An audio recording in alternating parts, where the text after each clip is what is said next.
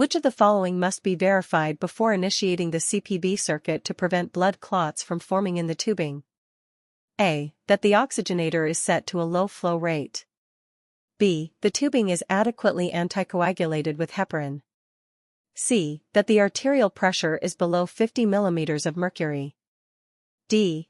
The pump speed is adjusted to the patient's heart rate. Answer: B. The tubing is adequately anticoagulated with heparin. Explanation: adequate anticoagulation with heparin is essential before initiating CPB to prevent blood clots from forming in the circuit. Heparin is administered to ensure that the blood does not clot in the oxygenator, tubing, or other components during the bypass. During CPB setup, which of the following is critical for ensuring that the oxygenator functions properly? A. Ensure the oxygenator is placed in an upright position. B. Check that there is no air trapped within the oxygenator. C. Set the oxygenator temperature to 40 degrees Celsius. D. Ensure the oxygenator is connected to the venous reservoir only. Answer: B. Check that there is no air trapped within the oxygenator. Explanation: it is crucial to ensure that the oxygenator is free of air bubbles before initiating CPB. Air bubbles in the oxygenator can interfere with oxygen exchange and lead to serious complications, such as air embolism. What is the main purpose of performing a bubble test on the CPB circuit before starting bypass? A. To check the function of the oxygenator. B. To detect leaks in the circuit. C. To ensure there are no air bubbles that could embolize. D. To confirm that the oxygenator is at the correct temperature. Answer: C. To ensure there are no air bubbles that could embolize. Explanation: the bubble test is performed to ensure that no air bubbles are present in the CPB circuit before connecting it to the patient. Air embolism can cause severe complications, so it is essential to eliminate all air from the system. Which of the following should be checked during the safety verification of the CPB circuit regarding the venous reservoir? A. Verify that the venous reservoir is at an appropriate level to maintain suction and prevent air from entering the circuit. B. Ensure the venous reservoir is completely full of saline. C. Set the venous reservoir to the highest pressure setting. D. Make sure the venous reservoir is connected only to the oxygenator. Answer: A. Verify that the venous reservoir is at an appropriate level to maintain suction and prevent air from entering the circuit. Explanation: the venous reservoir must be at an appropriate level to allow for proper venous drainage. If it is too low, it could cause air to be drawn into the circuit, leading to air embolism. The level should be monitored to ensure safe suction and proper drainage.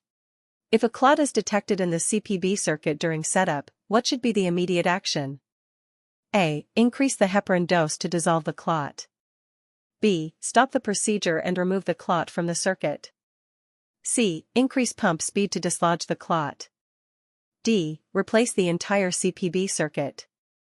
Answer: B. Stop the procedure and remove the clot from the circuit. Explanation: if a clot is detected, the procedure should be stopped immediately to prevent complications. The clot must be carefully removed from the circuit to avoid embolism or damage to the equipment and to ensure that blood flow is not obstructed. During CPB setup, what is the purpose of checking the pressure transducers? A. To measure the temperature of the blood in the circuit. B. To monitor the pressure within the arterial and venous lines. C. To monitor oxygen saturation levels. D. To measure the flow rate of blood through the pump. Answer: B. To monitor the pressure within the arterial and venous lines. Explanation: pressure transducers are essential for monitoring the pressure within the arterial and venous lines during CPB. This allows the team to detect any issues such as blockages, leaks, or inadequate perfusion pressure, ensuring the safety and effectiveness of the bypass. Before initiating CPB, which of the following should be done to assess the integrity of the circuit? A. Perform an electrical test to check the function of the pump. B. Check the circuit for visible leaks, kinks, or disconnections. C. Test the oxygenator for air bubbles by exposing it to bright light.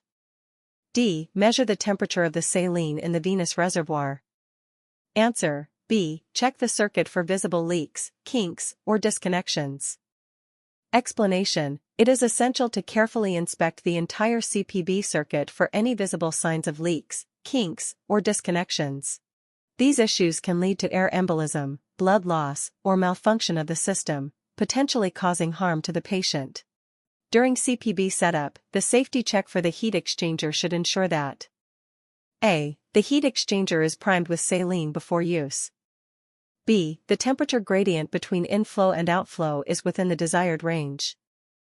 C. The temperature of the oxygenator is set to 37 degrees Celsius. D. The heat exchanger is connected to the venous line only.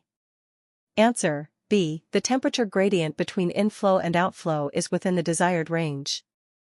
Explanation: the heat exchanger controls the temperature of the blood during CPB.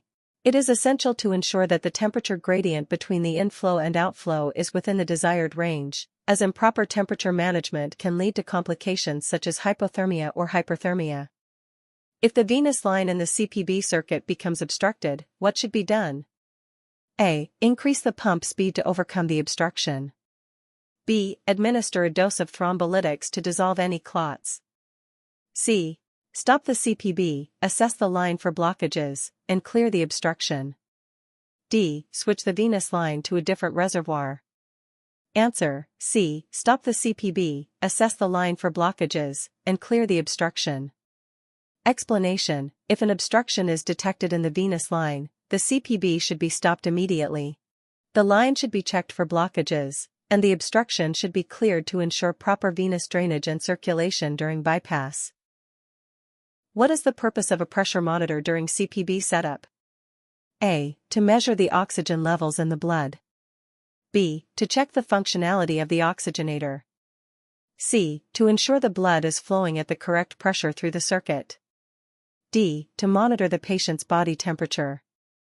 Answer: C. To ensure the blood is flowing at the correct pressure through the circuit. Explanation: the pressure monitor is crucial for ensuring that the blood is flowing through the circuit at the correct pressure. This allows the surgical team to detect any abnormalities in flow, such as blockages, which could lead to inadequate perfusion.